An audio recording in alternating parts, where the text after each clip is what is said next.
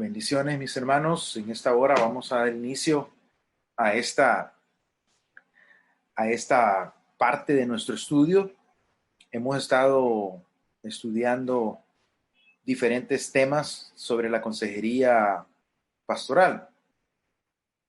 Hemos venido ya, hoy es nuestro cuarto sábado de estudio y esta primera parte de la clase la vamos a estar transmitiendo en vivo para todas las personas que están atravesando un momento de crisis, un momento de duelo específicamente en sus familias. Sabemos pues que la pandemia ha venido a potenciar esta situación de muertes. Sabemos que muchas personas han fallecido, personas que dejan un vacío grande en las familias del Salvador, y no solo del Salvador, sino en todo el mundo. Es decir, que esta situación de la pandemia ha venido a afectar a nivel global. Y hoy vamos a estar abordando el tema del duelo. Creo que todos los que estamos aquí en esta clase virtual conocemos a alguien que ha perdido un ser querido. Creo que no hay nadie aquí que no tenga conocimiento hoy por hoy de una persona que tenga un familiar que ha fallecido, o posiblemente usted mismo en su seno de su familia, en el núcleo familiar, pues haya tenido ya que perder un ser querido. Así es que este tema es muy importante y es muy necesario para todo pastor, para todo líder, para todo aquel que se dedica a ayudar a otros. Vamos a, a compartir la pantalla para que puedan ustedes tener acceso a las notas y puedan ir anotando lo que necesiten. Si ustedes, por la rapidez con la que tengo que avanzar, no logran tomar notas, no se preocupen, yo voy a hacerles llegar esta conferencia a al grupo de chat privado que tenemos con los estudiantes de quinto año de licenciatura. Para las personas que nos están viendo, pues les informo que estamos con los estudiantes de quinto año de licenciatura en ministerios cristianos con especialidad en pastoral urbana, en asocio con el Seminario Bíblico Pentecostal Centroamericano, con sede en Quetzaltenango, Guatemala. Y nosotros aquí en El Salvador como Instituto Bíblico IBIDES, Instituto Bíblico de la Iglesia de Dios en El Salvador. Hoy vamos a hablar acerca de las etapas del duelo por muerte y cómo podemos ayudar a los supervivientes, a las personas que quedan. La persona que se va, ella entra a otra nueva dimensión de la realidad, a una dimensión desconocida para todo ser humano.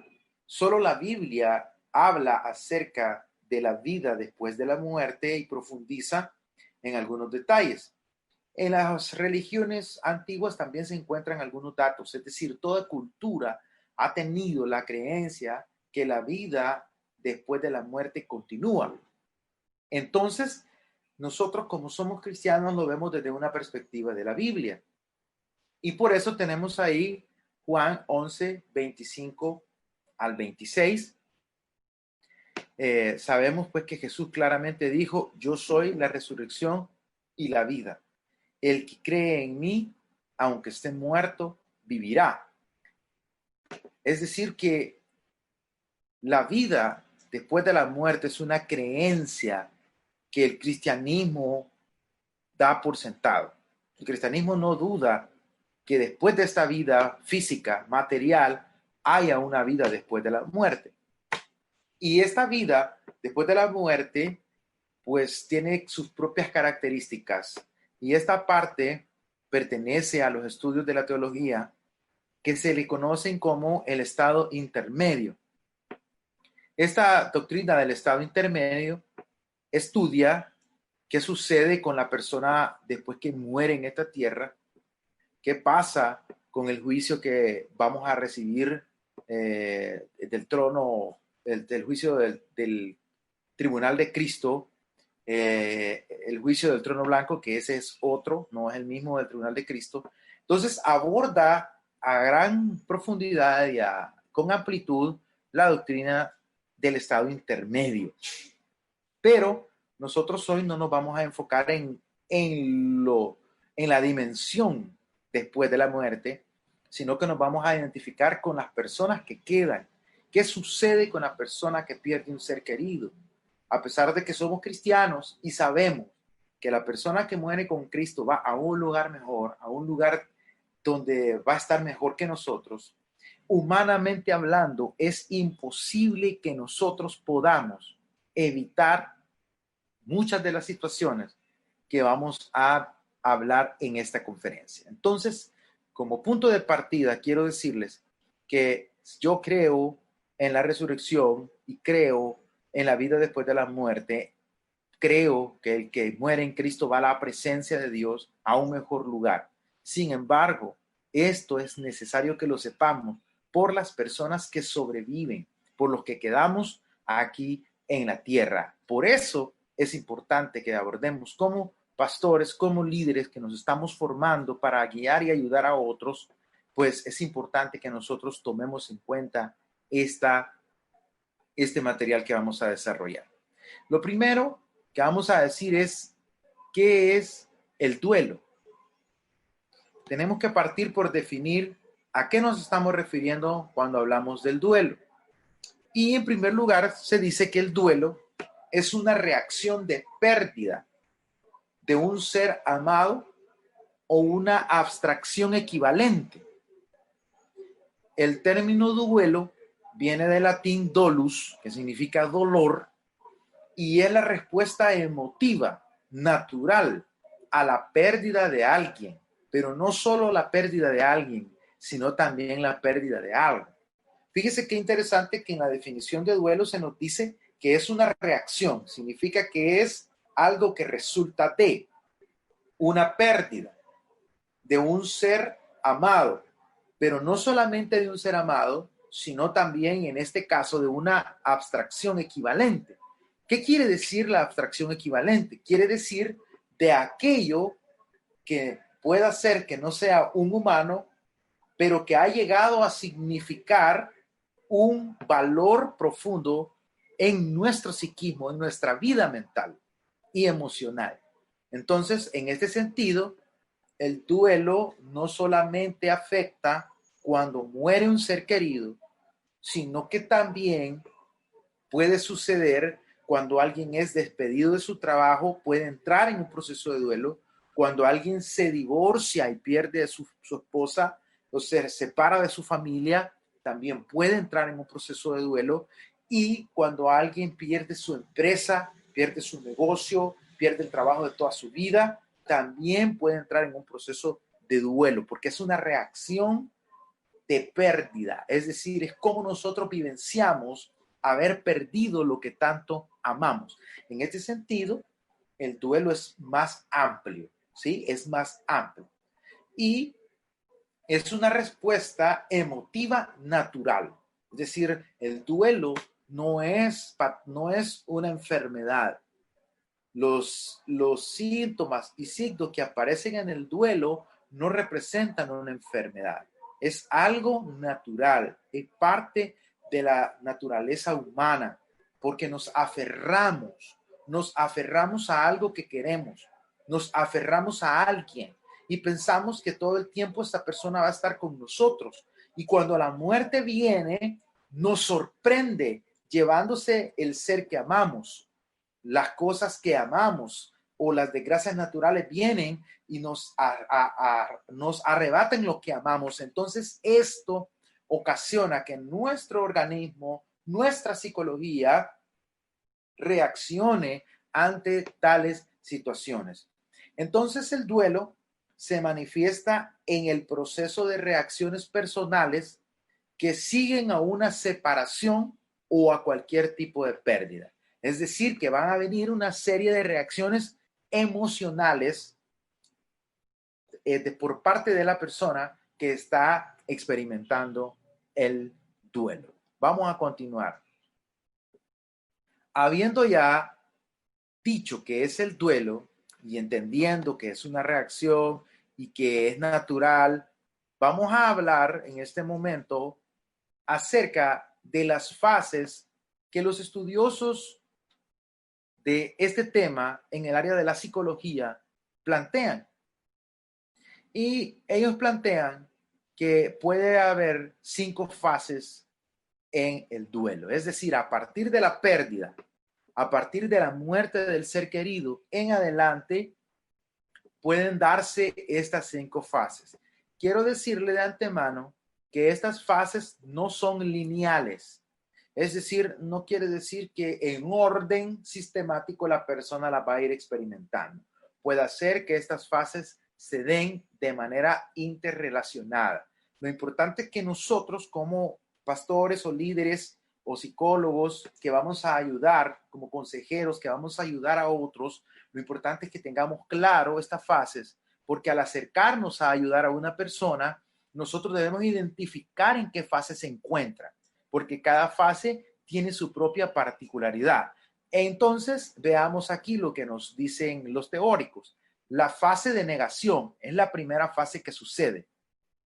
Y esta fase es que la persona se niega a sí misma o al entorno que ha ocurrido la pérdida. Es decir, la persona no admite lo que ha sucedido. Yo creo que esta reacción es la primera que muchas veces vemos cuando se nos informa de la muerte de un ser amado, de la pérdida de un ser querido o de la pérdida de cualquier otro objeto que represente valor emotivo, emocional para nosotros. Lo primero que decimos es no puede ser.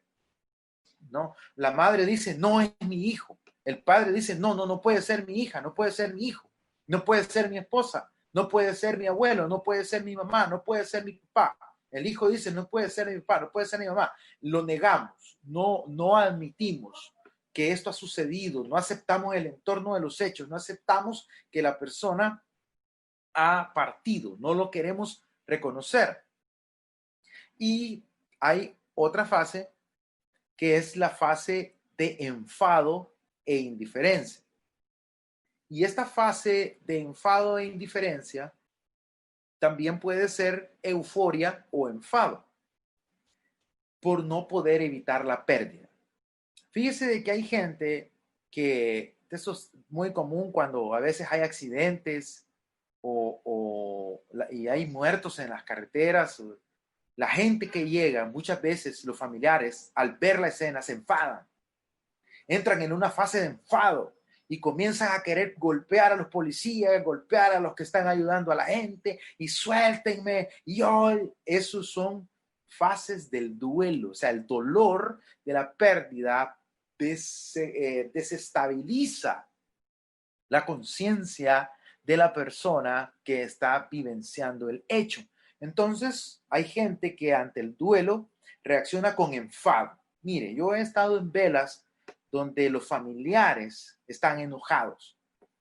Y a veces uno de pastor llega y dice, mire, fíjese que de parte de la iglesia venimos y que queremos ver si nos permiten hacer un culto para, no, nosotros no queremos saber nada de Dios porque Dios no hizo nada y nuestro familiar ahí está muerto y sus oraciones no sirvieron de nada y por gusto Dios no existe. Es común en estas fases del duelo que la gente tenga este tipo de reacciones, porque están experimentando sufrimiento emocional y esto les está ocasionando un desequilibrio, una desestabilización en su psiquismo, en su conciencia. Entonces, puede darse esta reacción de enfado, pero también puede ser que la persona entre en una reacción de euforia siempre en esta segunda fase.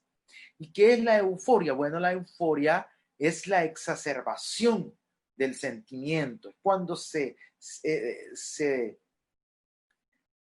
desborda emocionalmente la persona.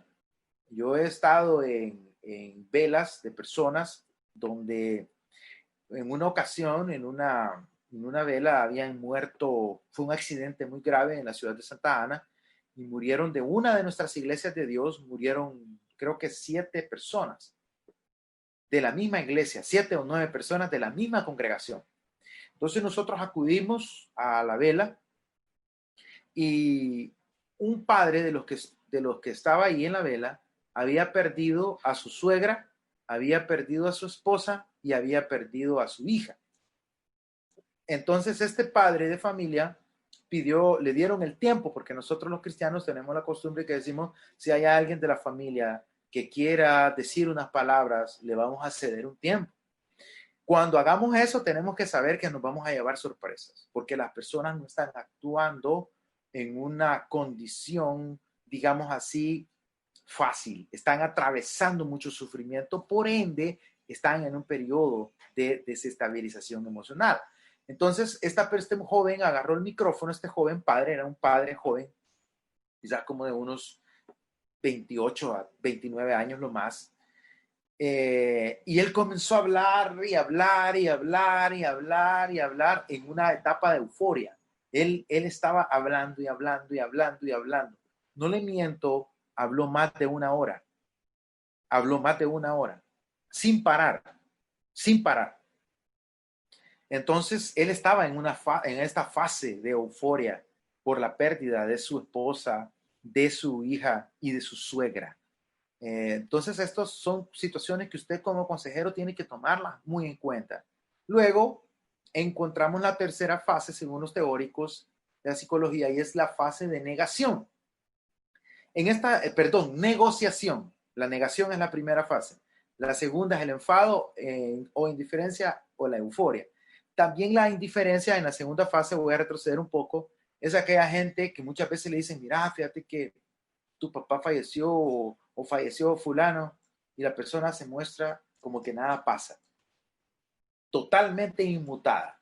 La persona no se inmuta. La persona tranquila dice, no, ok, bueno, ni modo, la muerte es parte de la vida y el requisito para morir es estar vivo, así que ni modo, ¿qué vamos a hacer? Ya murió, ya murió.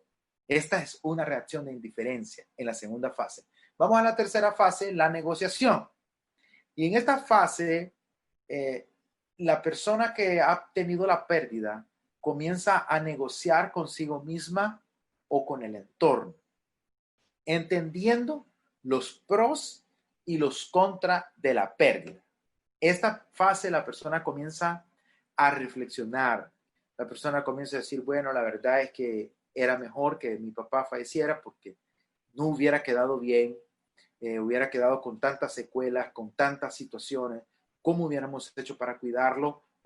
Hubiera querido que se pagara una enfermera para que lo estuviera viniendo a atender. Nosotros no tenemos esas posibilidades económicas. Y empieza la persona a hacer una reflexión acerca de que era mejor o de que no puede hacer nada ante la pérdida, se resigna y entiende que todos en algún momento vamos a morir, pero que unos morimos antes que otros. Es decir, la persona comienza, vamos a usar esta palabra, comienza a asimilar la pérdida a través de una negociación interna. La persona negocia también con las situaciones del entorno, es decir, la persona comienza a aceptar, comienza a permitir pasar por el lugar donde su ser querido falleció, comienza a ir al culto, porque tal vez a veces nosotros velamos a las personas en nuestro local de reuniones, entonces hay gente que eso le afecta porque no quiere volver a llegar al culto, porque le va a recordar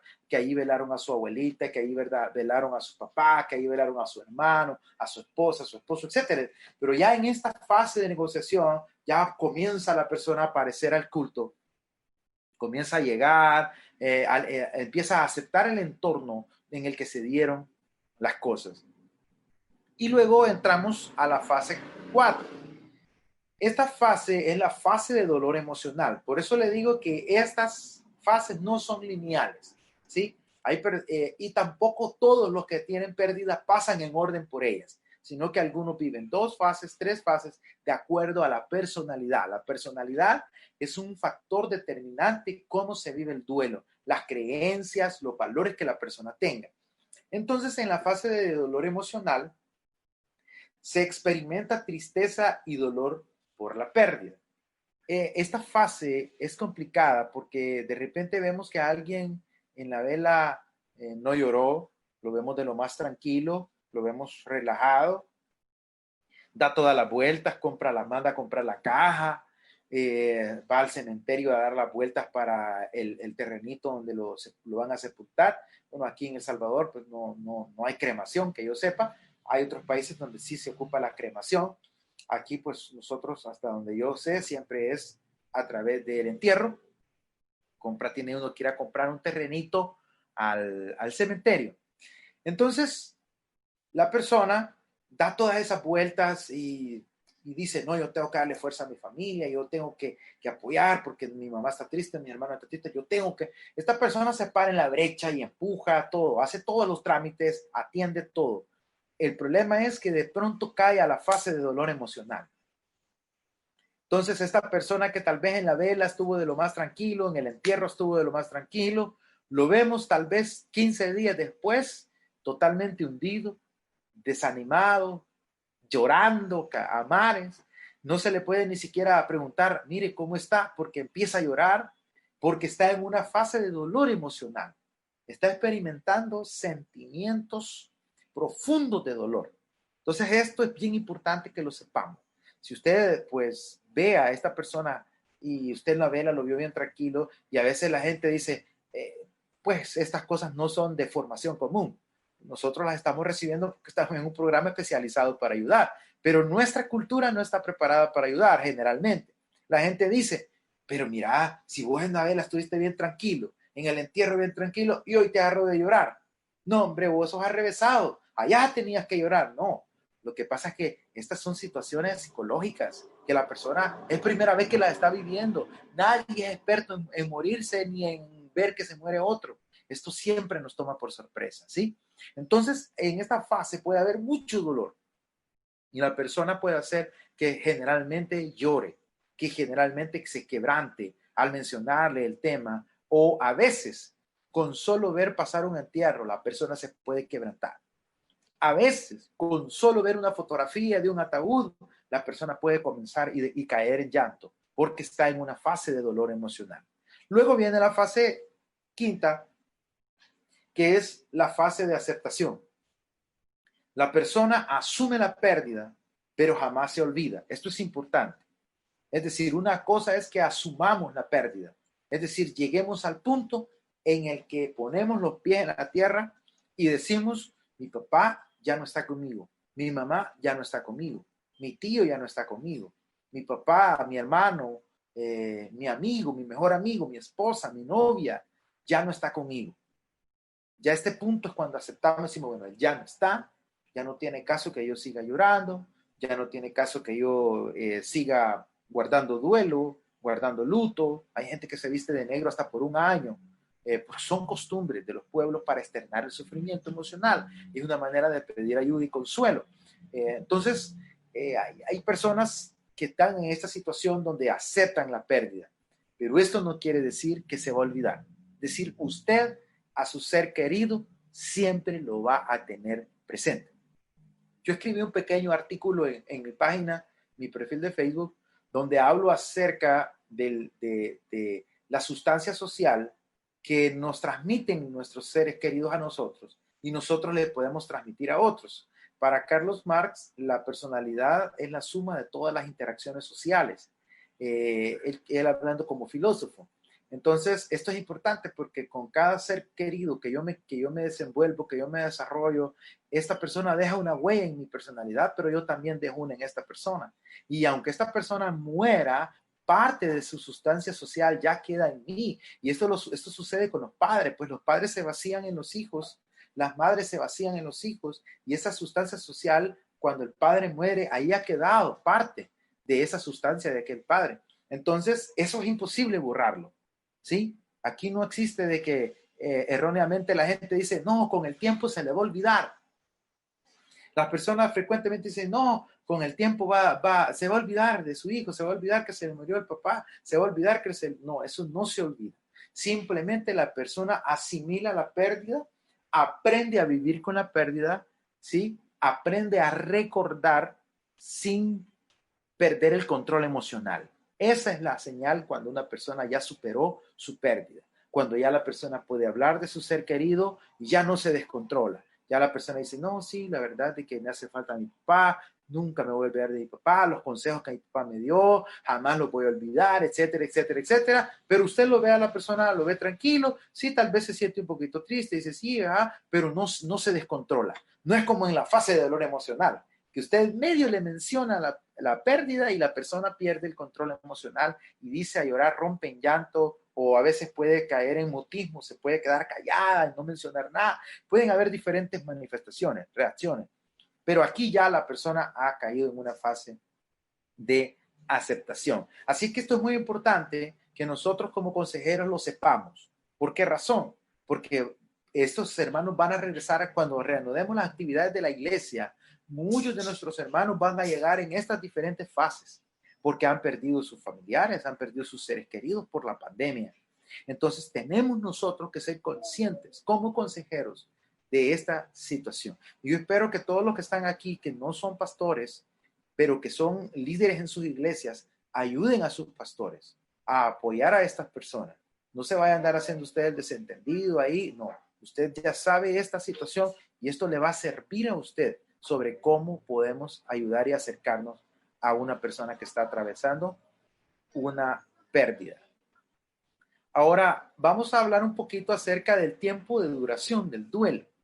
Esto es muy importante que lo sepamos porque de aquí vamos a partir para poder hacer una mejor interpretación del duelo. Y según los teóricos, el duelo suele durar entre 2 y 12 semanas, aunque puede persistir hasta los 6 meses, cuando se trata de la pérdida de un ser querido muy allegado. Incluso cuando estábamos en la universidad, llegamos a la conclusión con los compañeros de clase y con el docente que nos estaba guiando, que hay duelos en personas que pueden durar incluso hasta 9 meses, hasta un año. Ya más de eso, ya se habla de un duelo patológico o un duelo congelado.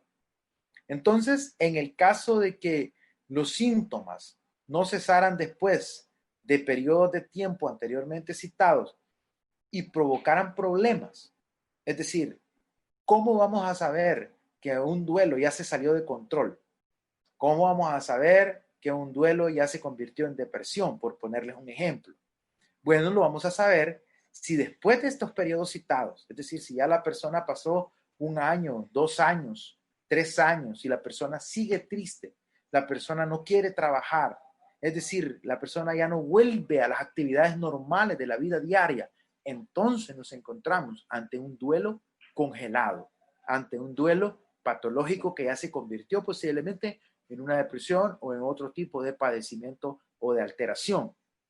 Entonces, si la pérdida, si el duelo empieza a afectar a la persona para desenvolverse en su vida rutinaria, es de vital importancia acudir cuanto antes a la búsqueda de ayuda profesional, ya sea de un psiquiatra o de un psicólogo. Si ya la persona está teniendo síntomas de ansiedad, síntomas de depresión, ya la persona ha perdido el control consciente de su actividad, ha dejado de trabajar, ha dejado de estudiar, no puede dormir, tiene problemas con el apetito, se mantiene llorando recurrentemente. Entonces, esta situación si ya requiere de una ayuda, pero estamos hablando después de un periodo de tiempo prudencial.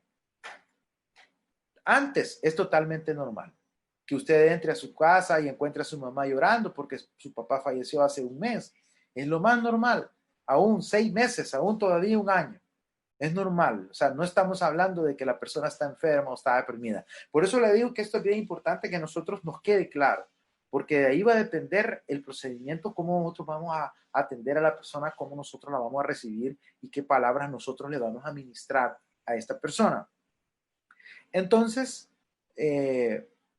aclaramos aquí que no siempre se cumplen todas las etapas, ni necesariamente ocurre en el orden señalado, ¿verdad? Es decir, posiblemente en este periodo de 6 meses a un año, la persona va a vivir las diferentes etapas. Entonces usted tiene que preguntar cómo está, qué ha sentido, y de acuerdo a lo que la persona le dice, usted identifica en qué etapa la persona se encuentra. Entonces la duración puede ser entre 2 semanas hasta un año de un duelo normal, 9 meses a un año, ¿sí? Ya después de ahí, si la persona no vuelve a reincorporarse a sus actividades cotidianas, entonces estamos ante un problema que requiere atención profesional. Ahora, ¿cómo se da la elaboración del duelo? ¿Cómo se da esta situación? Bueno, a esto es a lo que nosotros queremos llevar, a que la persona pueda elaborar un duelo saludable. Eso es lo que nosotros queremos hacer. Y por elaboración del duelo se entiende el transcurso del proceso desde que la pérdida se produce hasta que se supera. A ese periodo se le llama elaboración de duelo, desde que se produce la pérdida hasta la superación. La persona está elaborando su duelo. A eso se le conoce como la elaboración. Y esta elaboración puede comenzar antes de la pérdida. A esto se le conoce también como preduelo o duelo anticipado. Esto es en el caso de que esta se pueda prever con cierta antelación. Es decir, de que a veces tenemos un familiar que está sufriendo de una enfermedad terminal. Entonces nosotros tenemos ya 3, 4 meses de venir cuidando a esta persona y vemos que no tiene ninguna mejoría. Entonces empezamos a prepararnos para la pérdida, ¿sí? Ahí ya comenzamos a elaborar nuestro duelo, ¿sí? Pero ¿cuándo comienza la elaboración? Cuando es la muerte abrupta, ¿sí? Es decir, es inesperada la muerte. Nuestro ser querido salió a trabajar, iba en el bus, se estrelló y ahí murió. Ahí comienza entonces la elaboración. Pero si la persona estaba enferma y nosotros hemos estado cuidándola, tenemos un paciente crónico o terminal en la casa, pues ya sabemos que empezamos a prepararnos y empezamos a preguntarnos qué voy a hacer cuando ya no esté mi tía, qué voy a hacer cuando ya no esté mi hermano que lo estoy cuidando, mi papá o mi mamá que lo estoy cuidando, o los padres que están cuidando a un hijo que está enfermo y dicen, no sé qué va a pasar cuando mi hijo muera. Entonces es un preduelo. Ellos ya empezaron a elaborar el duelo. El fin de este proceso es que la persona pueda elaborarlo bien, pueda terminar el duelo y pueda superarlo, pueda salir adelante. En relación con la elaboración previa o duelo anticipatorio, es decir, es lo que le decía, un preduelo, un duelo anticipatorio. La persona pueda que se anticipe al momento de la pérdida. Veamos algunos determinantes en la elaboración del duelo. Es decir, si usted se fija, no todas las personas viven el duelo igual. Hay personas que les afecta más que a otras. Entonces, ¿qué es lo que va a determinar que una persona sufra más en el duelo que otra? O al menos lo vivencie de una manera que genere más carga y más duración emocional en la persona, su sentimiento de pérdida. Algunos determinantes que influyen en la elaboración del duelo, en este caso de muerte, son los siguientes. Lo primero, el tipo de relación afectiva con el fallecido. No es lo mismo decir, fíjese que se murió mi bisabuela, que tenía ya 5, 6, 7 años de no verla, y usted va al velorio de su bisabuela y usted anda contento, feliz, viendo a la tía, viendo a los primos, saludándose, abrazándose. Son esas velas bien alegres, ¿verdad? Que hasta tamales come la gente, ¿verdad? Bueno, aquí en El Salvador es parte de la costumbre, en algunos lugares comen hasta tamales, en otros lugares dan sopa de gallina o de pollo, en otros lugares dan pollo guisado, dan horneado con su recaudo o recado que le dicen en algunos países, y es una comida completa que uno se queda sorprendido, ¿verdad? Las personas en la capital generalmente solo le dan un pancito y un café, ¿verdad? Si bien le fue. De acuerdo a la región donde usted se encuentre, así son las costumbres rituales de la despedida de un ser querido. Pero de acuerdo al tipo de nexo afectivo que se tenga, no es lo mismo ir a ese velorio que ir al velorio de la mamá de uno, del papá de uno, de un hijo de uno. No es lo mismo, totalmente diferente. Entonces, eso va a depender. que en una familia hayan personas que se afecten más que otras. Es la cercanía afectiva, el vínculo que se creó. Otro de los determinantes es la duración de la enfermedad mortal y la agonía en el caso de que sea una muerte de un ser querido que tenía una enfermedad crónica o una enfermedad terminal. Es decir, nosotros lo veíamos sufrir, nosotros lo veíamos, cómo cada vez que iba a pasar consulta y le hacían una diálisis, un ejemplo de las personas que tienen problemas en los riñones de insuficiencia renal, y cada vez que les hacen la diálisis, la persona queda bien pálida, queda sin fuerza, queda tendida, y de estar viendo ese cuadro de dolor y de sufrimiento en aquella persona, llega a la persona a que vaya convenciéndose de que lo mejor es que la persona vaya a descansar. Eso es en el caso de que sea una enfermedad terminal. Va a determinar que la persona pues sea más consciente del duelo. Luego, el grado de parentesco, ¿verdad? No es lo mismo decir se murió mi hermano, se murió mi mamá, se murió mi papá, que decir, fíjese que se murió un primo en tercer grado, una tía que le decimos tía, pero realmente no es tía, sino que nos enseñaron a decirle tía y vivía en Estados Unidos y teníamos 10 años de no verla. No es lo mismo, el parentesco también nos une. Luego, el carácter de la muerte, es decir, cómo se dio la muerte. No es lo mismo que nuestro papá muera de viejito, te pongo un ejemplo, eso es lo lindo, eso es lo lindo, eh, que muera de unos 80, 85 años, ¿verdad? Yo he ido a velas de hermanos de 90 años, qué lindo, yo me regocijo, hombre, porque eso es lo del plan de Dios, que muramos, ¿verdad?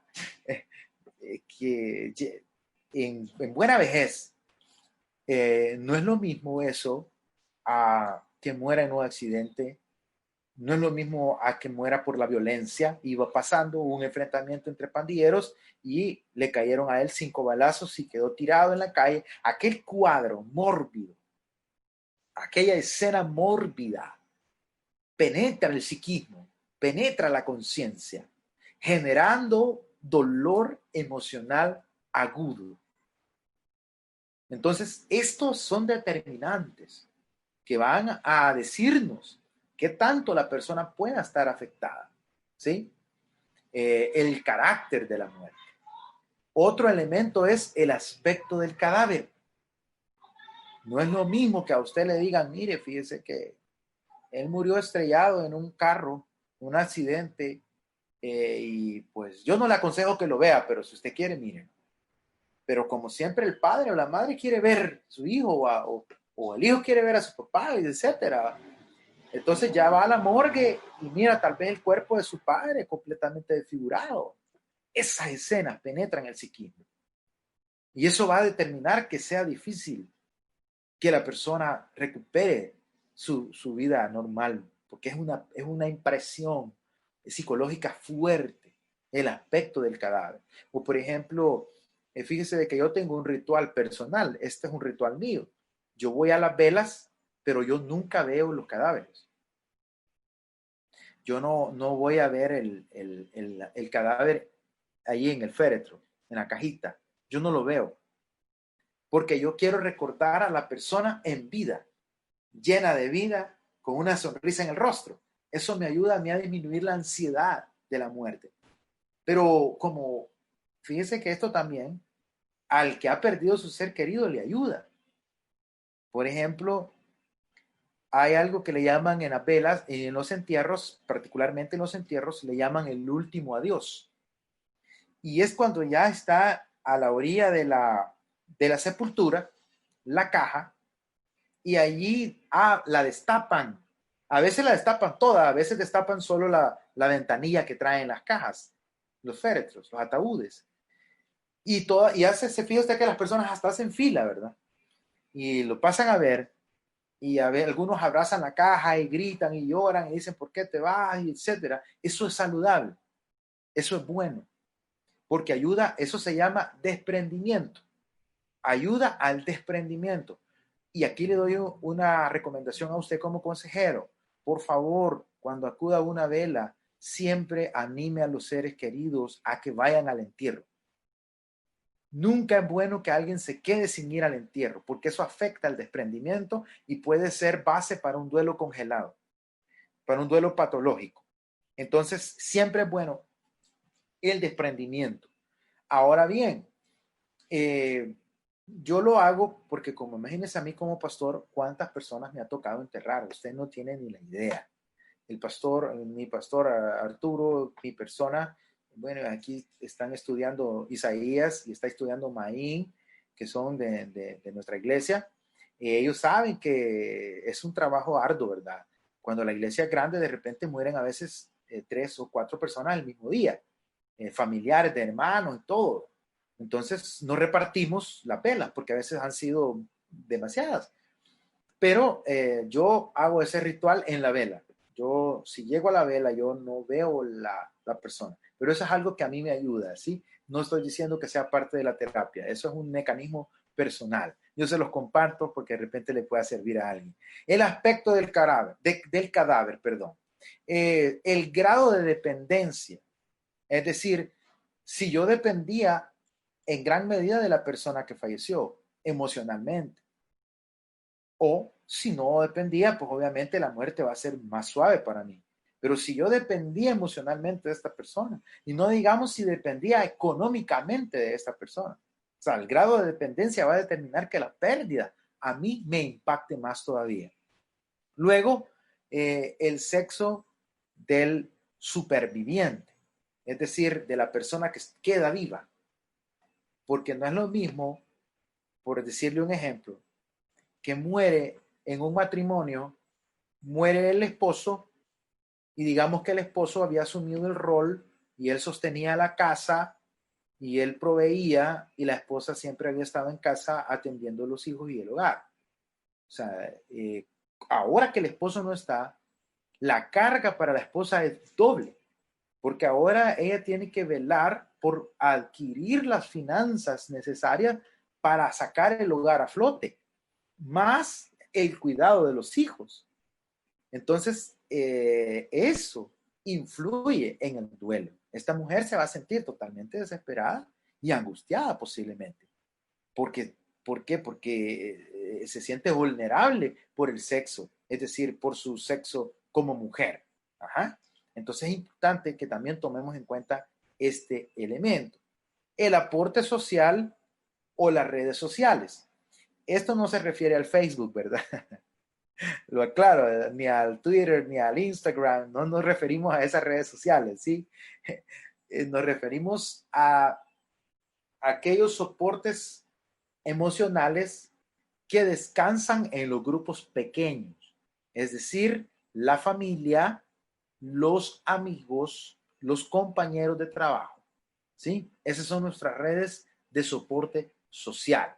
No es lo mismo para una persona que perdió un ser querido, que está rodeado de amigos, está rodeado de familiares y está rodeado de compañeros de trabajo que lo aprecian, que le estiman, le dan un abrazo, le dan a veces hasta una ayudita económica, le dicen, mira para el pancito, mira para el cafecito, le ayudan. Esta persona se siente acuerpada y respaldada. No quiere decir que no va a sufrir igual, va a sufrir igual, pero siente el respaldo. Pero a una persona que no tiene este tipo de ayuda, ¿sí? A esta persona que no tiene familiares cercanos, no tiene amigos cercanos, porque se mudó recientemente. Por ejemplo, en Estados Unidos suele suceder. Imagínese usted se va por allá, acaba de llegar a un lugar y de repente se le muere un ser querido. ¿Quién va a estar a su lado? Si usted no tiene su familia allá, toda su familia está en El Salvador. Se dan casos de este tipo. Entonces, todo esto va a determinar cómo la persona va a vivir su pérdida. Y esto es bien importante, este otro factor determinante, y es las ideas religiosas o filosóficas o espirituales que la persona tenga. Fíjese que esto es bien importante. Depende de lo que la persona crea, así va a ser el impacto del duelo.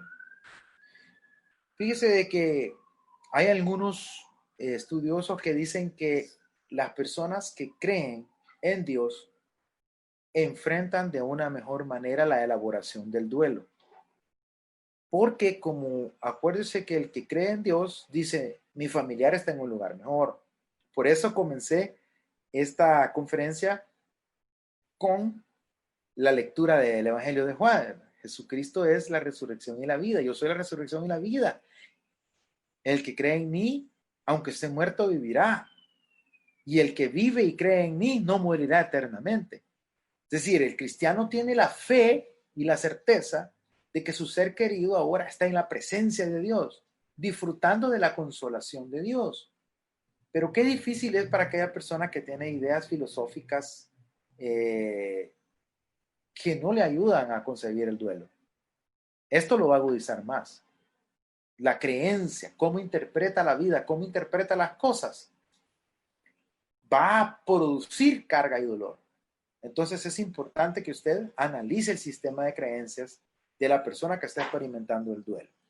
Y algo que determina también cómo se va a vivir el duelo es la presencia o no de otras experiencias de duelo. Es decir, si esta persona ya ha experimentado pérdidas anteriores, pues ya sabe lo que le viene, ya sabe lo que le va a tocar y esta persona se prepara emocionalmente para hacer frente a estas etapas del duelo. Y eso puede hacer que disminuya el impacto del duelo o puede hacer que lo agudice, dependiendo cómo la persona lo interprete. Puede hacer que la persona diga, pareciera ser que estoy condenado a que toda la gente que quiero se muera rápido. Eso le va a producir mucho dolor. O puede hacer que diga, bueno, ya perdí a mi papá, ya perdí a mi mamá, ya sé lo que es perder, sé que esto me va a llegar a mí, incluso, pues, no puedo retener a la gente por más que la ame. Pueden darse dos polos, ¿ok? Y usted como consejero debe de estar pendiente en esta situación. Vamos a ir avanzando. En la fase inicial de la pérdida, usted va a encontrar algunas reacciones normales y terapéuticas que surgen como defensa. Es decir, la gente entra en esa etapa de negación cuando alguien muere como un mecanismo de defensa para reducir el impacto de la noticia. Entonces usted no trate de decirle, sí, pero ya su familiar murió, entiéndalo, no puede hacer nada. No, en ningún momento. La persona está protegiéndose de ese golpe, ¿sí? Entonces usted pues simplemente acompaña escuchando a la persona. Ahí usted no mete mano, porque la persona está disminuyendo la ansiedad a través de la negación, que esto es muy importante. Este es un mecanismo de defensa, la negación, la evitación. La persona evita hablar del tema, la persona evita todo lo que tiene que ver con la pérdida, ¿sí? La persona tiene un sentimiento arrollador de tristeza, el cual se expresa con el llanto frecuente. Inicia el proceso de duelo, el poder ver el cuerpo. Por eso es que le digo yo que es importante que la persona vaya a la vela, vaya al entierro. Eso le va a ayudar a superar la pérdida. Y lo que oficializa la realidad de la muerte es el entierro o el funeral, que cumple varias funciones, entre ellas la de separar al muerto de los vivos. El entierro es clave. Y en los países donde no se da entierro, pues al menos la cajita con cenizas que les dan, que la persona la vea. Eso le va a ayudar al desprendimiento, porque si no, las conexiones nerviosas se bloquean y la persona sigue sintiendo y creyendo que su ser querido está vivo. Entonces es importante, es el entierro. Es muy importante, no lo dejemos de lado como consejero. En la fase aguda de duelo, la persona experimenta dolor por la separación. Aquí la persona puede manifestar desinterés por el mundo. La persona puede manifestar preocupación por la imagen del muerto. Es decir, la persona no quiere que se hable nada negativo de lo que su ser querido que partió pudo haber sido. Pero quiero llamar su atención a este elemento. Cuando la persona está en la fase aguda de duelo, estamos hablando de la elaboración del duelo, ¿verdad? Cuando está en la fase aguda del duelo, donde hay dolor, donde hay sufrimiento, Fíjese que hay algo que se llaman pseudo alucinaciones. Y este punto lo quiero tocar porque le va a servir mucho a usted. ¿Cuántos de ustedes han escuchado que muchos, aún hermanos en Cristo, cuando ha fallecido un ser querido, dicen que escucharon que les hablaron? Mire, fíjese que yo escuché que mi papá me habló, que acaba de fallecer, pero yo lo oí que me habló, yo oí la voz palpable, latente, que me habló. O hay gente que siente que lo tocan. Yo sentí que me tocaron. Yo sentí que una esposa, por ejemplo, que perdió a su esposo y vivió 40 años con él. Es lógico que sienta de repente que el cuerpo está a la par de ella. Son pseudo alucinaciones. Ahora, ¿por qué se dan? Lamentablemente, algunas personas le cuentan estas experiencias a hermanos de la iglesia y ya los hermanos vienen y lo que hacen es que mistifican la experiencia, la espiritualizan y le dicen, no, hermano, usted tiene que reprender esos demonios. Ese es el demonio que la quiere confundir, el puro diablo. Hay que ir a ungir la casa y ya van y la ungen la casa con aceite. Ya, no. Esos son malos procedimientos. Eso es no comprender el duelo. ¿Sí? No comprender la afección psicológica que la persona está vivenciando. Entonces, ¿por qué se dan estas pseudoalucinaciones? Ahorita le explico. El cerebro funciona a base de conexiones nerviosas. Y hay conexiones nerviosas que nosotros generamos por el contacto, por la relación social, ¿sí? Por los sentidos. Entonces, estos elementos crean conexiones nerviosas en el cerebro. Y esas rutas neuronales están ahí, grabadas, guardadas. De tal manera que nosotros tenemos un banco de memoria. ¿Sí? Y esta memoria ha almacenado diferentes experiencias. Pero cuando estamos en la etapa de duelo, acuérdese que hay un descontrol emocional. Por ende, nuestras conexiones nerviosas se ven afectadas y se disparan elementos de la memoria. Nosotros tenemos grabado el sonido de la voz, el tono de la voz de nuestro ser querido. Tenemos guardado el aroma particular de nuestro ser querido. Tenemos guardado hasta la forma de los pasos. A veces decimos, allá viene mi mamá, allá viene mi papá. ¿Sí? Porque oímos el modo de camino, la forma como camina, o la risa, la carcajada, la risotada, la escuchamos y decimos, y esto queda grabado en la mente. Y en este momento de dolor, estos bancos de memoria se activan y la persona siente que le llegó el olor de su ser querido, siente que oyó la voz de su ser querido, siente que lo tocaron, siente que se sentó a la par en la cama, porque todo eso está guardado en la memoria y se activa en este momento de sufrimiento. Son conexiones nerviosas temporales que quedaron ahí guardadas. No son demonios ni espíritus del más allá. No exorcicen a esos pobres hermanos que les han contado esas cosas, por favor. Son vivencias de la fase aguda de duelo. La persona experimenta todas esas vivencias. Entonces, es bien importante esto. Me ha tocado atender muchos casos de estos tipos y ahí en una ocasión me dice una persona, me dice, yo sentí hasta el olor del cabello de mi mamá. Yo lo sentía después de que ya ella había muerto. Entonces yo le explico, mire, y me preguntaba por qué. Esta persona preguntaba por qué lo sentía, si ya la mamá no estaba. Entonces yo le tuve que explicar la relación que hay entre las conexiones nerviosas temporales que quedan almacenadas en nuestra memoria sobre la base de las vivencias y las interacciones que nosotros vamos creando a lo largo de la vida. ¿Sí? Entonces eso es una realidad psicológica de las personas. Eh, luego, esto es importante porque la persona, esto le va a suscitar posiblemente angustia, preocupación, estas vivencias así, y hay que explicarle que se debe a las conexiones nerviosas temporales. Y en la resolución del duelo, que es la fase final del duelo, en esta fase gradual se da una gradual reconexión con la vida diaria. La persona comienza a estabilizarse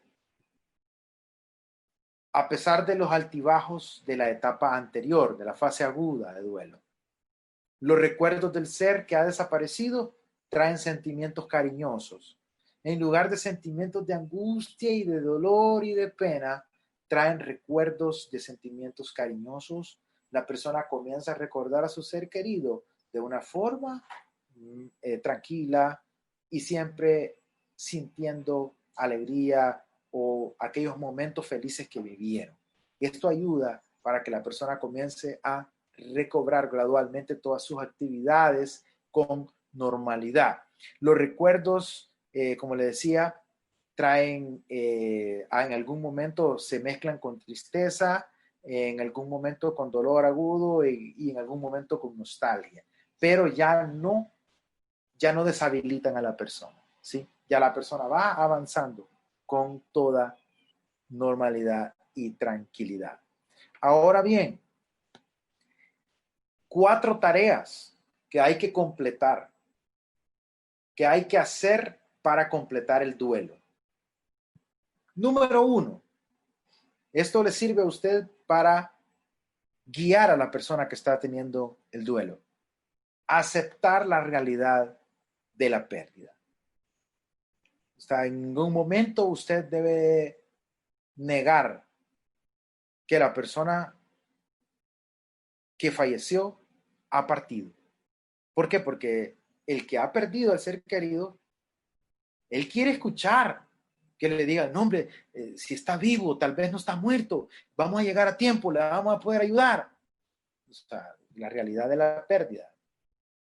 Usted tiene que guiar a la persona a que acepte la realidad de la pérdida.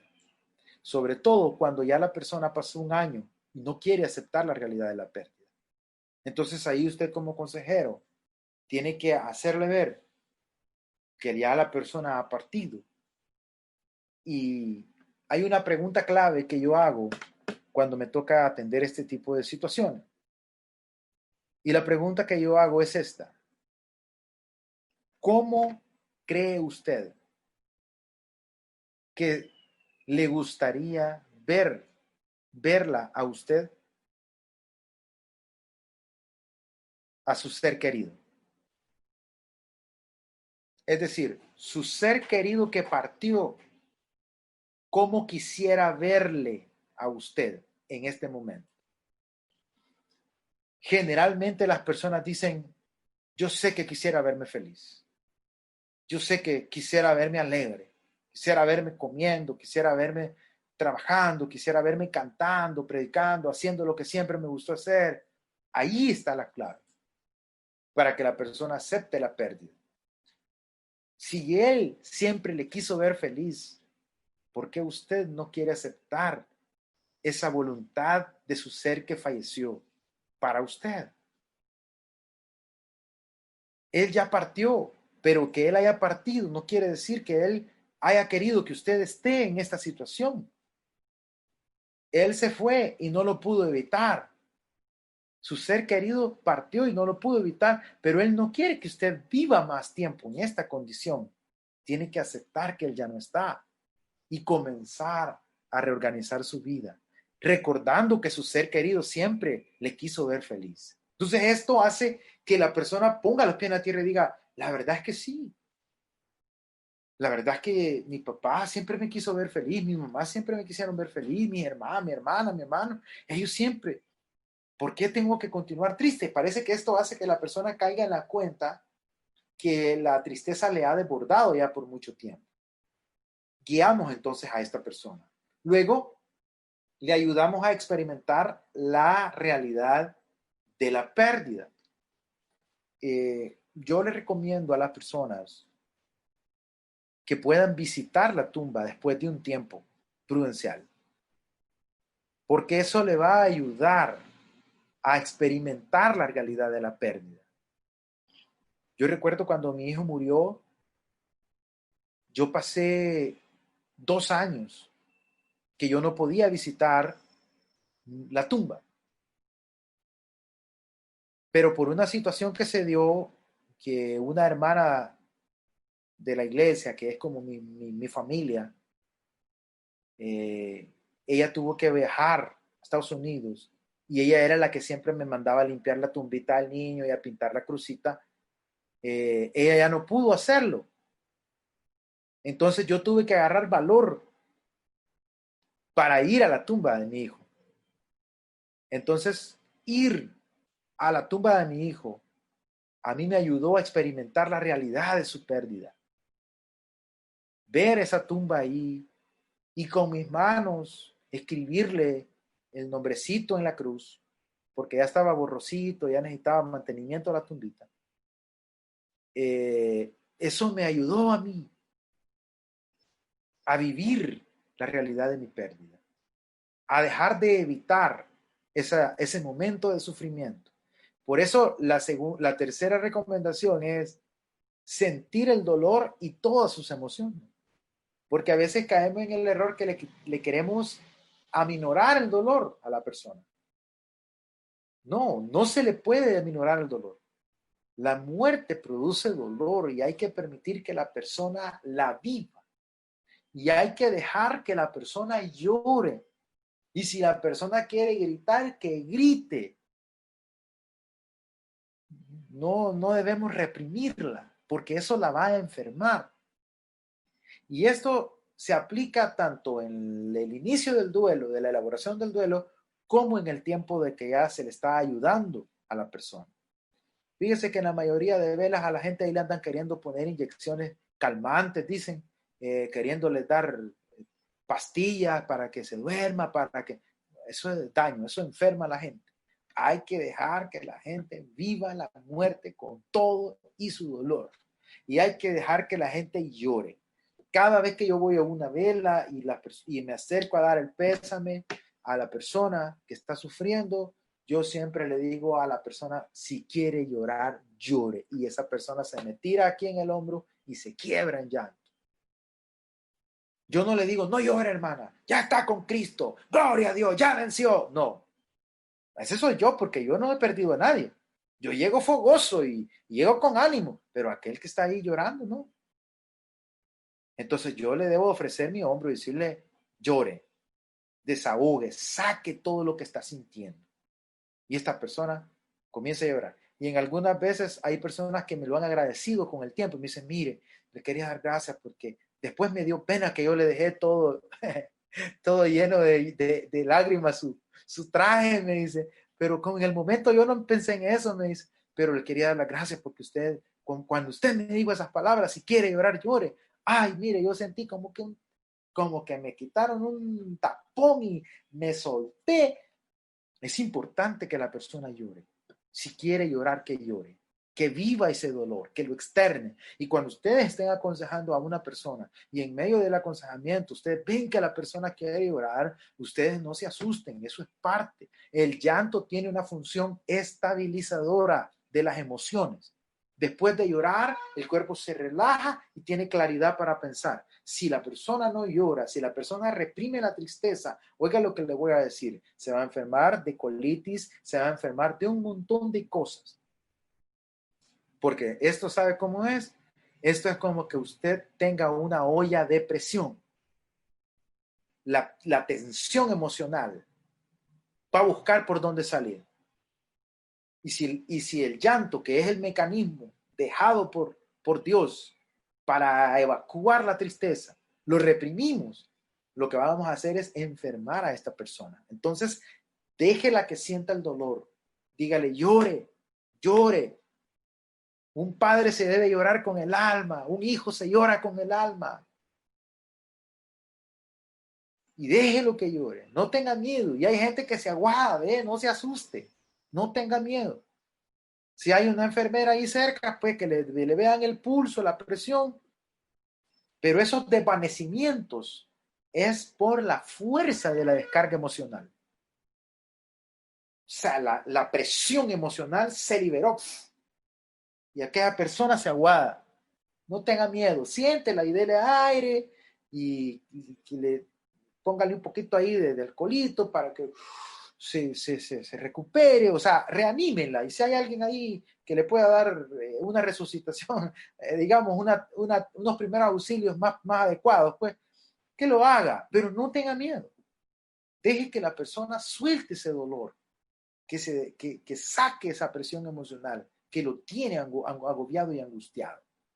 Luego, tenemos que ayudarle a que la persona se adapte a un ambiente en el cual le va a hacer falta el ser que murió. Uh-huh. No hay que negarle que lo va a extrañar, lo va a extrañar. Hay que ayudarle a que aprenda a vivir con esa ausencia. Y ahí vienen actividades que la persona tiene que continuar haciendo, aún en ausencia de su ser querido, porque estas actividades le van a ayudar a no perder el control emocional, le van a ayudar a no caer en una depresión. Debemos preguntarle cuál es su rutina, qué es lo que está haciendo. Y la persona le dice, no, pues fíjese que yo solo me encierro, solo me mantengo encerrada en mi cuarto, no salgo, no comparto, no convivo con nadie. Pues entonces usted como consejero empiece a guiarla a restaurar la dinámica de vida para que la persona vuelva otra vez a sentir el afecto social, la interacción social, lo va a comenzar a estimular y va a comenzar a sentirse vivo. Ayúdele a tomar decisiones por sí solo, guíelo en el proceso de toma de decisiones, porque posiblemente antes siempre consultaba con su ser querido, ahora está solo. Entonces dígale cómo puede consultar con Dios a través de la oración, guíelo, ¿sí? Y poco a poco va a empezar a retirar la energía emocional y a reinvertirla en nuevas situaciones o en nuevas relaciones. Va a haber un momento en que esta persona que usted está aconsejando le va a llegar a decir, mire pastor, fíjese que pienso que ya después de tanto que ya este tiempo que ya mi ser querido falleció, pues quiero empezar a poner un negocio. Yo creo que eso me va a ayudar. De usted impúlselo, no le diga, no hermano, usted ahorita no está bien de la mente. No. Impúlselo, impúlselo. Déjelo que haga, déjelo que haga. Eso le va a ayudar a volver a recuperar aquella seguridad de que es útil y que es capaz para diferentes situaciones de la vida. El duelo, entonces, no es una enfermedad, aunque pueda llegar a serlo si su elaboración no es correcta. Diferentes autores han dado diferentes tipologías de duelo. Si bien es cierto, no hay una tipología generalmente aceptada, ¿sí? Pero se ha hablado de alguna clasificación de los tipos de duelo. Por ejemplo, se ha hablado de un duelo complicado, un duelo crónico, congelado, exagerados, reprimidos, enmascarados, psicóticos y una larga lista. Pero estos son más como etiquetas que a la larga, pues, a veces cuesta discernirla entre una y otra porque el duelo es una vivencia muy complicada, ¿sí? Pero al menos tenemos aquí algunos duelos, tipos, caracterología de duelo que le puede servir. Y el primero es el duelo bloqueado. ¿Cuándo hay un duelo bloqueado? ¿Sí? Se le llama duelo bloqueado cuando hay una negación de la realidad de la pérdida, donde hay una evitación del trabajo de duelo y un bloqueo emocional cognitivo que se manifiesta a través de conductas, percepciones ilusorias, síntomas somáticos o mentales o relacionales. Es decir, la persona se quedó en la fase de negación y no acepta que hay una pérdida. Ya pasaron 3 meses, ya pasaron 4 meses, 5 meses, 6 meses, 1 año, 2 años, y la persona dice, no, sí, yo sé que mi hijo va a venir un día, yo sé que va a regresar un día. Hay casos así duros, ¿verdad? Duro. Esto es duro, no es fácil. ¿Sí? La persona no está aceptando la pérdida. Allí se le llama como un duelo bloqueado.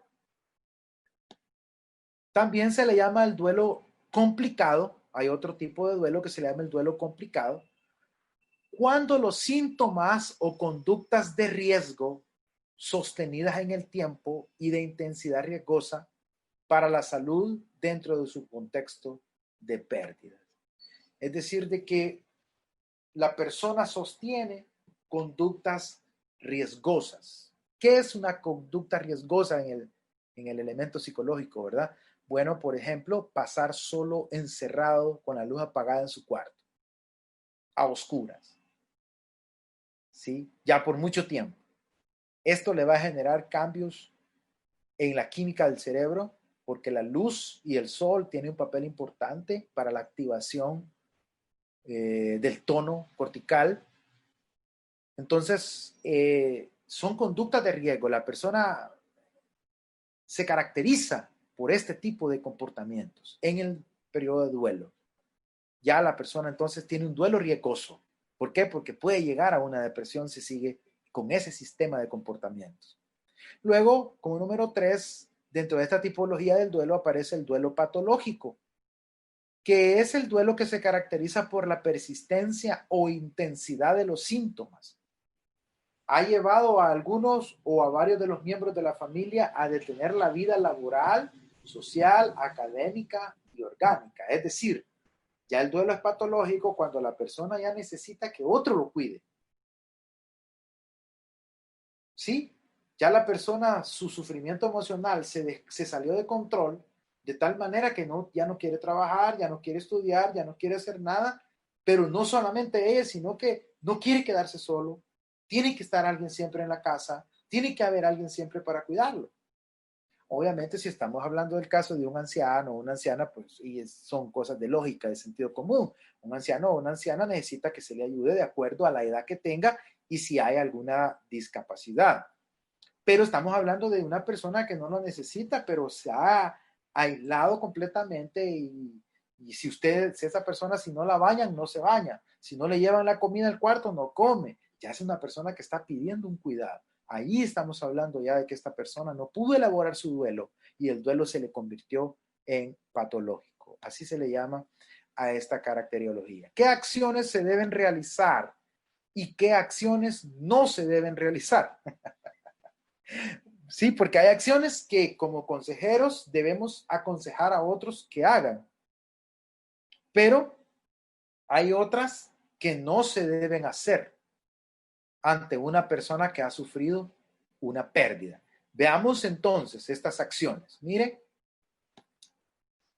las que no se deben realizar, es decir, lo que no se debe de hacer. Número 1, obligar a la persona que ha sufrido la pérdida a asumir un papel diciendo, lo estás haciendo muy bien.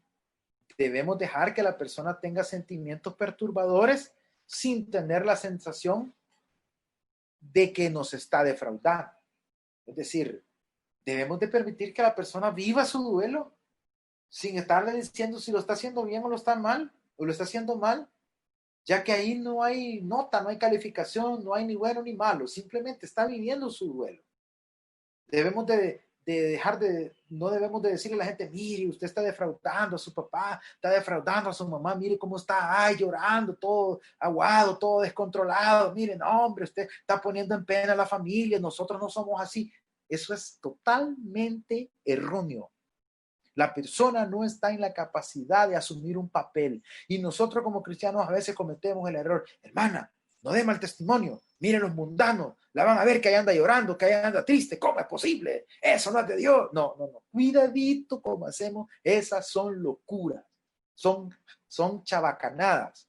¿Sí? Eso no es bíblico. Nada de eso. ¿Sí? La Biblia dice que tenemos que llorar con los que lloran. ¿Sí? No dice que tenemos que callar a los que lloran, ni regañar a los que lloran. Cuando yo comencé en el pastorado, hacía unas torpezas. Por eso soy rígido en esto. Y una vez una hermanita se me acercó llorando y me dice, mire, pastor, y yo estaba bien nuevo, estaba bien jovencito, bien chamaco, bien cipotón, bien jovenón. Y como yo comencé mi trabajo pastoral desde los 18 años, Entonces la hermanita se me acercó y como yo me había formado con aquella doctrina de la rigidez, de la santidad y que el ayuno y la oración y que eso cura todo, entonces uno se vuelve tan legalista que uno no quiere ver llorar a otro, porque para uno ese está falto de fe o falto de oración o falto de ayuno. Y la hermanita se me acercó y me dijo, ay, pastor, mire que... Y yo le pedí una regañada a la hermana, le dije, no, yo era hermana, si mire, si Cristo, si el Señor. Y empieza uno con sus sermonetas, por favor, no hagamos esas son boberías, son locuras. ¿Sí? Fanatismo religioso que no ayuda en nada. La persona no está capacitada para asumir un rol en ese momento. Su vida emocional está sumamente debilitada. Ojo con esto. Acuérdese que cada quien lo vive diferente. Puede ser que alguien diga, no, hermano, yo estoy firme y aquí esto no me va a derrotar. Gloria a Dios por esa gente. Qué bueno. Gloria a Dios. Yo he conocido casos así, pero hay personas que no. Y no tenemos nosotros que llegar y decirle, mire, hermana, aquí estamos. ¿Qué van a decir los del mundo? ¿Qué va a decir el que no es cristiano? Que usted no tiene fe, que usted está dudando. No, no, no, no, no. Cuidadito, nosotros ya como consejeros y como pastores preparados no podemos andar haciendo esa clase de relajos. Amén. Luego, otra cosa que no debemos hacer es decirle a la persona que ha sufrido la pérdida lo que tiene que hacer. En el mejor de los casos, esto refuerza la sensación de incapacidad de la persona y en el peor, nuestro consejo puede ser contraproducente. Por ejemplo, decirle a la persona, mire, usted está joven. Si fuera usted, yo me volvería a casar. No, usted no tiene que andar hablando lo que no debe ni aconsejando. Esa persona está sufriendo, está llorando a su ser querido, tal vez a su esposo, tal vez a su compañero de vida, a su novio, y andar diciéndole lo que usted haría, eso no ayuda, ¿sí? Así que cuidadito, eso es contraproducente cuando la persona está en su duelo. Otra de las cosas que no se debe de hacer y es contraproducente, decirle a la persona, llámeme si necesita algo. Este tipo de ofrecimientos indefinidos suele declinarse y la persona que ha sufrido la pérdida capta la idea de que nuestro deseo implícito es que no se ponga en contacto con nosotros. Mejor usted llámele a la persona y pregúntele, ¿cómo seguís? ¿Cómo te has sentido? No le diga usted a la gente, mire, si se siente triste, ahí me llama, oye. No, no, no. Usted como consejero, llámela y dígale cómo ha seguido. ¿Cómo se ha sentido? Fíjese que a mi esposa le da risa porque donde quiera que vamos me dice, vos siempre terminás dando consulta o conferencia. Pero lo que pasa es que cuando yo me encuentro a alguien que yo sé que ha tenido un duelo, que ha tenido pérdida y que está en duelo, yo le pregunto, permítame, hermanito, mire, y ya lo llamo un poquito para decir, ¿cómo se ha sentido? ¿Cómo ha seguido? Yo no le digo, mire, hermano, ahí me llama ahí cualquier cosa. No, yo voy. Y de frente le pregunto, ¿cómo se ha sentido? Mucha gente se pone a llorar en la calle. O sea, a mí no me da pena, pero yo lo hago porque a veces la gente necesita sacar, evacuar aquella tristeza. Entonces, y a veces lo hago por teléfono o a veces lo hago por chat, por Messenger.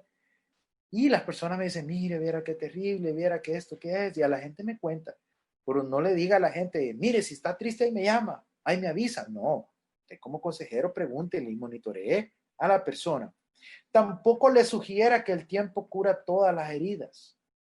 No le diga, no se preocupe, el tiempo le va a ayudar a quitar todas las heridas. Las heridas de pérdida no se curan nunca por completo. Esas siempre van a quedar ahí. Nunca vamos a olvidar del todo a nuestro ser querido. El trabajo de duelo es más activo de lo que sugiere esta frase, es decir, debemos guiar y a la gente apoyarla para que logre salir adelante si siente que necesita ayuda con su duelo. También hacer que sean otros quienes presten la ayuda. Nuestra presencia y preocupación personal es lo que marca la diferencia. Y es de que nosotros en la iglesia tratamos la manera de estar en las velas o en los entierros, porque eso es clave. Sí, es clave. Apoyar. Ahora está complicado por la prohibición que hay del gobierno, pero al menos una llamada o un mensaje, un audio, hay que manifestarle nosotros personalmente a la persona que nos identificamos con la pérdida. Decir, sé cómo te sientes, es un error. Cada persona experimenta su dolor de una manera única, por lo que lo mejor que podemos hacer es invitar al afectado a compartir su sentimiento, cómo se siente, en lugar de dar por supuesto que ya sabemos que se siente. No, preguntémosle siempre cómo se siente. Eso es muy importante. Utilizar frases trilladas de consuelo como hay otros peces en el mar, los caminos del Señor son insondables. Esto solo convence a la persona de que no nos preocupamos lo suficiente por entender cómo está viviendo ella. ¿Sí? Otro error es intentar que la persona se dé prisa en superar su dolor, animándola a ocupar su tiempo, a regalar las posesiones del difunto. El trabajo de duelo requiere tiempo y paciencia y no puede hacerse en un plazo de tiempo fijo. Hay gente que hoy se murió el cliente, mañana llega, vaya, vamos a sacar todas las cosas, todo lo que es de mi papá, lo vamos a regalar y aquí y la pobre viuda ahí llorando. No, que aquí ya pasó, ya mi papá ya murió, ya está con Dios y aquí. No, no, no, no. Cuidadito como nosotros como consejeros, porque la gente le va a preguntar a usted, pastor, mire, fíjese que yo he pensado ir a vender y ir a arreglar. Entonces dígale, ¿cuánto tiempo hace que se murió su papá o su hermano? Ah, no, pues como una semana. No, usted está loco. Ahí va a ir a removerle las heridas otra vez a la madre o a la viuda, quien sea. ¿Sí? Entonces, no, despacio. ¿Sí? Otro error que se comete es que se le dice a la persona, bueno, ya estuvo, ya no llore, hombre. Mire, hace como un mes que se murió mi papá y usted ahí está llorando. O mi mamá y ahí está llorando. No, hombre, ya no llora. No, no hay tiempo. Esto no se trata de que si yo lo apresuro, la persona va a llorar rápido, ya estuvo, ya no me duele. Ya. No, no, no. Tenemos que aprender a esperar que la persona diera su dolor y lo vaya elaborando de una manera paciente. ¿Qué acciones entonces podemos realizar? Abrir las puertas de la comunicación. Si no sabe qué decir, porque a veces no es fácil, ¿verdad? Esto se oye más fácil en clase que haciéndolo. Si no sabe qué decir, simplemente pregúntele a la persona, ¿cómo está hoy? O simplemente pregúntele, dígale, he estado pensando en ti, ¿cómo te está yendo? Esas son frases claves que van a permitir que la persona pueda evacuar su dolor. Ojo con esto, el duelo se va a ir elaborando exitosamente en la medida que la persona vaya evacuando su dolor. Ahí está el éxito, ahí está la clave. Si la persona evacúa su dolor gradualmente, va a llegar un momento en el que va a empezar a recuperar la estabilidad emocional. Pregúntele, ¿cómo te está yendo? He estado pensando en tu persona, ¿cómo te está yendo? En lugar de decirle, mire, apúrese, ya deje de llorar, hombre, mire. No, ¿cómo te está yendo? Estaba pensando en tu persona. Otra de las acciones que debemos hacer. Mire qué interesante. Usted lo tiene ahí en su pantalla, ¿verdad? Escuchar un 80% del tiempo y hablar un 20%. Mucho de la terapia de duelo tiene que ver en escuchar a la persona. Preguntar de nuevo a la persona. Hay muy pocas personas que se tomen el tiempo para escuchar las preocupaciones de otro. Seamos nosotros de esas personas que escuchamos a alguien. Tanto usted como la persona que ha sufrido de la pérdida pueden aprender cosas en el proceso. Mire, yo he aprendido tanto hablando con las personas. Usted no tiene idea. Se aprende increíblemente cuando uno habla con una persona que ha perdido un ser querido. Es impresionante, impresionante, créanme. ¿Qué más podemos hacer? Ofrecer ayudas concretas y tomar la iniciativa de llamar a la persona. Si además respetamos la intimidad del superviviente, este valorará nuestra ayuda concreta con las tareas de la vida cotidiana. Es decir, usted sabe cómo queda una casa después de una vela. Quedan vasos tirados en el suelo, quedan sillas regadas por todas partes, el perol de donde cocieron los tamales queda todo sucio. Ofrezcamos ayuda concreta a la persona. Organicemos hermanitos de la iglesia que vayan a ayudar, ¿sí? Ahora en el tiempo de pandemia, pues con su respectiva mascarilla y su alcohol gel ahí o su desinfectante ahí y ayudar. Esto le va a motivar a la persona, se va a sentir descansada. Y yo se lo digo esto por experiencia, no tanto porque yo lo haya hecho, sino porque yo lo viví. Cuando mi hijo murió, yo no sabía qué hacer. Y unas hermanas de la iglesia que estaban ahí en el hospital, ese día ellas habían ido a visitar y a orar por el niño. Y ellas fueron las que dieron las vueltas de la caja, de comprar la cajita del niño. Yo en ese momento, créanme que no me acordaba de nada, sentía una confusión en la mente horrible. Y ellas me ayudaron a comprar la cajita, otros hermanos me ayudaron a cocer el café, a ir a comprar el pan. Mire, no sabe cómo bendicen esas acciones. Qué terapia más bonita esa. Entonces, ofrezcamos ayuda concreta, ¿sí? Pero también respetemos luego la privacidad, porque hay gente que lo que hace es que todo el tiempo quieren pasar metidos en la casa de la persona que ha fallecido, que tiene el ser fallecido, el ser querido fallecido. Entonces, tal vez la persona quiere tener un momento para llorar y todo, y no lo tiene, se siente tensa. Sí, vamos a acompañarla, pero vamos a respetar un poco su privacidad, ¿ok? Y si ella dice, mire, este cuarto es donde dormía mi hijo, yo no quiero que nadie entre ahí, hay que respetarlo. Por el momento, hay que respetar ese dolor que la persona tiene. Claro, va a llegar un momento en el que hay que limpiar y hay que ordenar ahí, pero mientras la persona siente que es demasiado para ella, no hay que presionarla, ¿ok? Hay que esperar momentos difíciles en el futuro, con intentos activos de afrontar sentimientos y decisiones difíciles durante los meses que siguen. No es que ya la persona superó la pérdida, es que va gradualmente superándola. Y hay momentos en que parece que retrocede y hay momentos en que va a parecer que, no, que va avanzando. Hay que ir con la paciencia adecuada. Importante, hay que estar ahí acompañando a la persona. Hay pocas normas para ayudar aparte de la autenticidad y el cuidado. Apoyemos a la persona. Si sabemos que ella tiene que ir a hacer un mandado o él tiene que ir a hacer un mandado que se le hace muy difícil, prestémosle apoyo. Fíjese de que cuando muere algún hermano o hermana de la iglesia, qué bonito es que siempre hay hermanos, y esto yo lo he podido ver, que ayudan a la hermana o al hermano en la vuelta de los papeleos, a veces de los seguros en los bancos, de los seguros en las aseguradoras o en el seguro social. Siempre hay hermanos que andan ahí acompañando a veces a alguna hermana, algún hermanito, para que haga estos trámites. Eso ayuda un montón porque es una compañía activa y la persona tiene que apoyarse. Y la persona anda, cuando uno acaba de perder un ser querido, la mente no la tiene muy clara, muy lúcida. La otra persona sí, entonces la otra persona le ayuda, le acuerpa. Y esto hace que la persona se vaya recuperando gradualmente porque le disminuye cuotas de estrés y de preocupación. Entonces vea qué importante es todas estas recomendaciones que estamos dando. Hablar de nuestras propias pérdidas y de cómo nos adaptamos a ellas. Si usted ha enterrado a un ser querido, compártalo.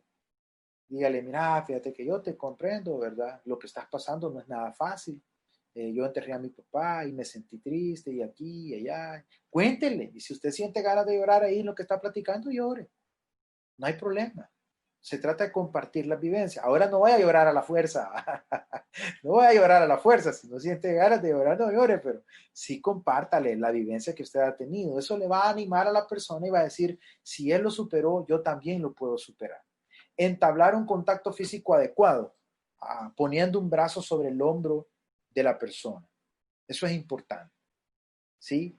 Y si la persona solo se queda callada, no tenga miedo, aprenda a sentirse cómodo con el silencio compartido, ¿sí? Escuche, siente, ponga la mano y si allá hay un silencio, hay un silencio.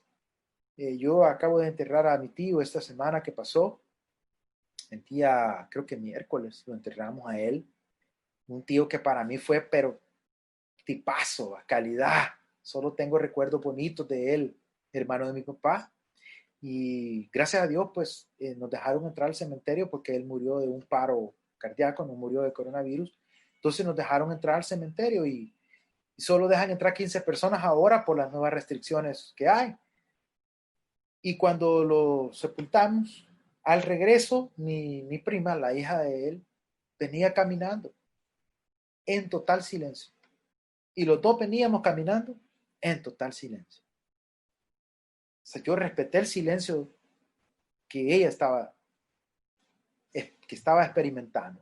Y venía todo el camino del cementerio hasta la calle en total silencio. Al llegar a la salida del cementerio, pues ya nos despedimos, lo sentimos mucho, etcétera, etcétera, y continuaron su camino. Pero un momento de silencio, hay que dejar que la persona viva ese silencio.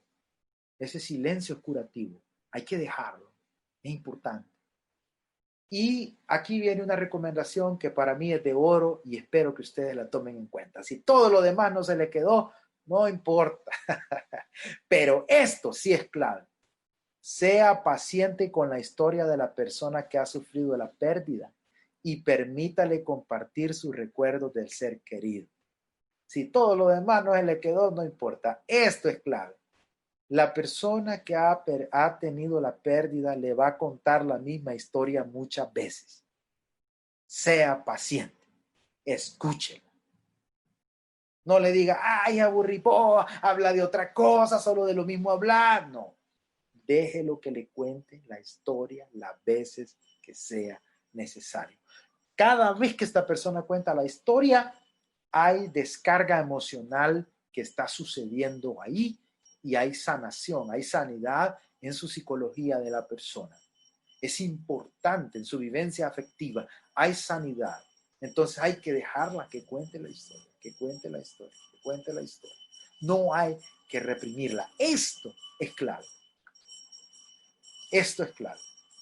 Porque hace que la persona evacúe lo que le está produciendo dolor. Ya vamos finalizando. Mire, aquí hay algo que se conoce como el credo de la familia en duelo. Estos son como algunos principios prácticos que ayudan a la familia a enfrentar el duelo. Esto es de un escritor que se llama Mateo Bautista. Número 1, la elaboración del duelo empieza por casa. Y si no se hace bien, hace mucho mal. El duelo es comunitario. Por eso las familias donde hay un ser muerto, un ser que falleció, y nadie habla de eso, están haciéndose daño a ellos mismos. Porque el duelo comienza en casa, en familia. Allí debemos de hablar del ser que extrañamos y juntos debemos llorarlo. No hay que decir, mi mamá que no oiga esto, pues no voy a decir nada. No. El duelo comienza en casa. Segundo, el duelo es intransferible. Nadie puede vivir el duelo por uno. No hacerlo, nadie puede hacerlo por separado. El duelo se elabora en familia. Debemos compartir nuestro sufrimiento. 3, procurar no comparar el sufrimiento. Claro, yo lo tuve 9 meses. Que nadie sienta que el amor por el muerto no es valorado en su justa medida. Sí, es decir, hay que saber que la persona quiere que su muerto se le valore. No podemos menospreciar los sentimientos que tiene por aquella persona ni al ser que ha fallecido. 5, tomarse tiempo y lugares propios para el desahogo. Vivir las fechas clave en familia, con serenidad, sin evadirlas. Por ejemplo, el aniversario de la muerte. Siempre ese día es un día difícil en la casa. Entonces podemos nosotros pues hacer una pequeña cenita y recordar a nuestro ser querido. O por la tarde, un pequeño café en familia y recordar a nuestro ser querido. Eso nos va a ayudar mucho a ir sanando las heridas. 6, no hacer un tema tabú la muerte de su ser querido. Hay lugares, hay casas enteras donde nunca se menciona la muerte de un ser querido. Se vuelve un tabú en lugar de externarlo. No cambiar los roles. Hay que hacer el duelo, pero no dejar de ser padres. Eso es importante. Que los hijos no sean súper protegidos. Dialogar mucho entre padres e hijos. No hay que cambiar los roles. Seguimos siendo padres. No podemos esperar que nuestros hijos nos estén contemplando y cuidando a nosotros. Somos padres. Debemos continuar con nuestros roles. Hablar mucho con nuestros hijos. 9. Proteger la vida afectiva y sexual del matrimonio. Cuando hay pérdida, el nivel de estrés y la carga emocional puede abonar para que la vida sexual comience a flaquear. Usted como consejero tiene que tratar estos puntos y hablar estos elementos con la pareja para que no se vayan a terminar separando a causa de un duelo, ¿sí? Hay que evitar la disolución del vínculo. Hay que trabajar juntos en posibles sentimientos de culpa. Esto es muy importante. Siempre que hay un ser que fallece, hay sentimientos de culpa. Generalmente, aunque hayamos sido buenos con la persona que falleció, hay culpa. ¿Y cuál es la culpa? Si hubiera hecho esto, no hubiera fallecido. Si hubiera tenido más dinero, lo hubiera llevado a un mejor hospital, no hubiera muerto. Siempre hay sentimientos de culpa. Hay que evacuar esa culpa. Hay que aclararle a la persona que no depende de él la vida y la muerte. Es un proceso natural establecido por Dios. 10. Permitir opinar y actuar sin que nadie se moleste. Eso es importante. Que la gente hable y diga lo que siente, tal como lo siente. Y esta por excelencia, ¿verdad? Acudir a la fe en Dios, en la resurrección y a los vínculos de contención con la iglesia. Hay que motivarlo a que siga congregándose, hay que leerle porciones donde hablen de la resurrección y de la vida futura para consolar el corazón de la persona. Luego, hay que motivarle a vivir, no sobrevivir. Hay personas que después de la muerte de un ser querido solo sobreviven, pero dejan de vivir. Es importante que la persona viva, vivir por uno mismo, no por los hijos. El mejor regalo a quien se murió es ser felices. Seamos felices porque el que se murió hubiera querido que fuéramos felices. Si era un padre de familia, y yo veo aquí a Juan Carlos, que lo tengo aquí frente a mí. Yo creo, Juan Carlos, que si usted llegara a faltar en su hogar, lo que más usted quisiera es que sus hijos sean felices, su pareja sea feliz. Yo creo que uno de padres nunca está pensando en que va a faltar y quiere dejar a la familia entristecida, no. Si todos los esfuerzos de un padre es para que su familia sea feliz, los padres trabajamos para que nuestros hijos tengan lo que nosotros tal vez escasamente pudimos tener o con modestia lo tuvimos. Pero nosotros trabajamos para que haya comida en la casa, para que haya educación y para que los hijos no les falte nada y estén felices. Y si le falta algo, pero al menos amor que no le falte. ¿Sí? Y que sean felices. Entonces el deseo de todo ser que parte es que su familia sea feliz. No que se quede solo sobreviviendo, no, que viva, que disfrute la vida, porque la vida es bella y vale la pena vivirla. Así es que, mire qué interesante es el duelo. Todo esto que hemos hablado tiene que ver con el duelo. No es nada sencillo, no es nada fácil, como puede ver. Se han hecho mucha investigación acerca de estos temas y a nosotros nos ayudan para ser mejores consejeros, para ser mejores servidores de Dios en lo que respecta a la obra del Señor. Quiero despedirme en este momento de las personas que están en el Facebook Live. Quiero darles las gracias por haber aprovechado esta transmisión. Este es un recurso, una capacitación valiosa para todos aquellos pastores, líderes y para cualquier persona que está experimentando un duelo. Le voy a rogar que lo comparta con sus seres queridos, que lo comparta en grupos donde hay pastores, donde hay líderes, porque esta es una herramienta que va a servir para fortalecer la vida emocional, espiritual y psicológica de muchas personas.